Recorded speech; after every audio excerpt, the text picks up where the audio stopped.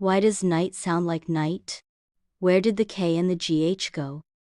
Hi friends, I'm your favorite English teacher. And today we're going to talk about one of the most confusing parts of English, spelling versus pronunciation. Because in English, what you see is not always what you say. Why English isn't phonetic. Unlike Spanish or Italian, English is not a phonetic language.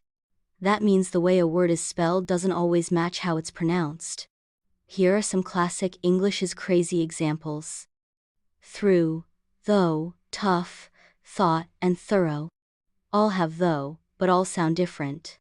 Through, though, tough, thought, thorough. Yep, welcome to English. Tips to survive English pronunciation. Don't trust spelling alone.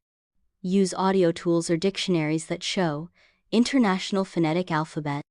Break words into syllables.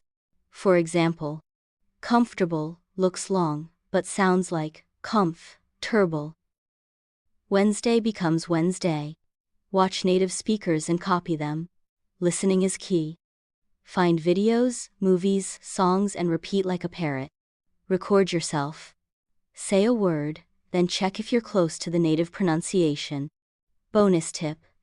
Try reading tongue twisters like, though the tough cough and hiccough plow him through. Yes, that's a real sentence. Quick challenge. Can you say these words correctly? Cayos, island. The S is silent. Colonel. Sounds like colonel. Not colonel. English. Making things weird since forever. So remember, English spelling is like a puzzle. Don't panic, just practice. Sound it out, listen often. And soon it'll feel natural. Drop your weirdest English word in the comments. Hit that like button, share with a friend, and subscribe. See you next time on My Favorite English Teacher. Bye bye.